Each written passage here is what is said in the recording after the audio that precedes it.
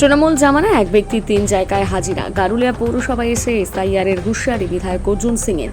রাজ্যে পালাবদল হতে তৎপর হয়ে উঠেছে নতুন সরকার। দুর্নীতির সাথে কোনো আপোষ নয়, সে কথা পরিষ্কার বুঝিয়ে দিয়েছে মুখ্যমন্ত্রী শুভেন্দু অধিকারী। ব্যারাকপুর শিল্পাঞ্চলের গারুলিয়া পুরসভা চেয়ারম্যান সহ অধিকাংশ কাউন্সিলর ইতিমধ্যে ইস্তফা দিয়েছেন। আজ গারুলিয়া পৌরসভার বিভিন্ন স্থায়ী অস্থায়ী কর্মীরা বিধায়ক অর্জুন সিংকে সংবর্ধিত করেন। বৈঠকে উপস্থিত হয়ে বিস্ফোরক মন্তব্য করেন নোয়াপাড়ার বিধায়ক। প্রশাসনিক আধিকারিকদের পাশে বসে তিনি বলেন, আগের সরকারের নানান দুর্নীতির খবর তার সামনে এসেছে।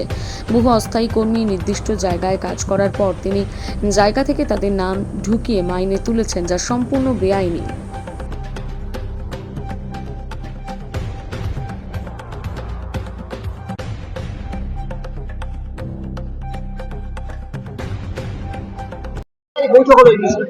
দেখুন, আমাদের কাছে খবর আছে কি এক একটা হেলথ কর্মী বা কোনো পলিটিক্যাল লোকের বাড়ির লোকেরা বা তার সাপোর্টে একজনে তিনটে হাজিরা চলছে। SWM প্রজেক্টে 19 সাল থেকে এখানে সেগ্রিগেশনের কাজ বন্ধ আছে।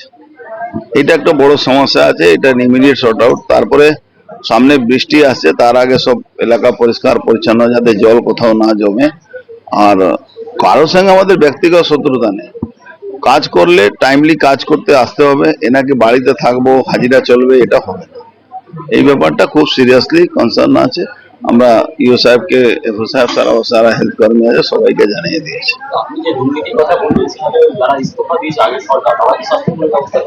পাবে তো, সবার নামে FIR হবে। যারা এসব করেছে তা কেউ বাঁচবে না, তারা জেলে যাবে, নিশ্চিত থাকুন। অনেক লোক আছে, শুধু এখানে না, ভাটপাড়াতেও এরকম দেখেছি, নর্থ ব্যারাকপুরে এরকম দেখেছি, সব জায়গায় এরকমই হবে। ভাঙতেই হবে, ভাঙবে মানে কি, ভাঙতে হবে। এটা সবার সহযোগিতা নিয়ে ভাঙতে হবে। দেখুন, অধিকারীদের প্রবলেম কি আছে, অধিকারীদের উপরে পলিটিক্যাল লোকরা এসে প্রেসার দেয়, ওরা ওদেরকে ভয় দেখায়, এরকম এইসব করে। কিন্তু এখানে তো সেই ভয় মুক্ত হয়ে গেছে না। ভয় আউট, ভরসা ইন, এই স্লোগান দিয়ে বাংলায় চলবে। হ্যাঁ,